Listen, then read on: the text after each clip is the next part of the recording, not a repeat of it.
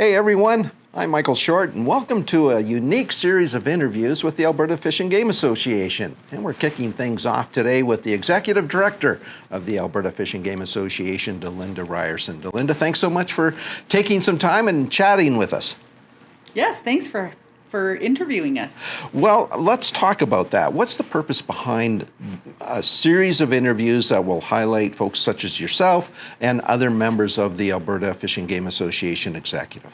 Yeah, well, although the Alberta Fish and Game Association has a very proud 112-year history, we've been hearing over the last year or so from our membership that, they feel that we should better change with the changing environment and, become more relevant and communicate with them more so that we could better represent the hunters, anglers, and outdoor community in Alberta.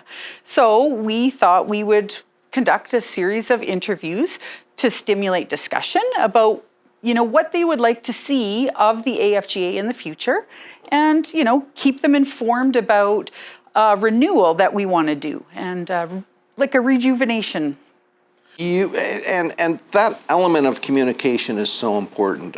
Recently you folks hosted a webinar series that was extremely well done. Thank you very much. Yes, we held a webinar on June 9th.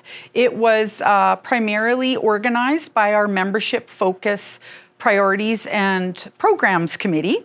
And yes, it was very well received. Unfortunately, the level of participation at that particular webinar is not enough for us to have a successful, renewal process. So we were hoping that you helping us with this interview series that we could really engage people more because we are going to need a lot more participation from our members.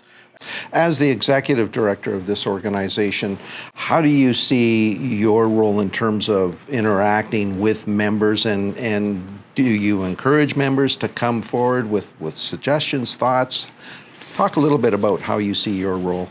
Well, my role is, all of our members, as well as our executive, are my clients or customers, right? So, of course, we want to become the AFGA that people want to see into the future. So we absolutely need people to ask whatever questions, provide us with feedback, comments, and even suggest future interview series topics so that we can address the things that people really want to talk about and see in us. So if you do have some questions about what you hear during the interview series, we would encourage you to send an email to the Alberta Fish and Game Association, and those questions will be answered.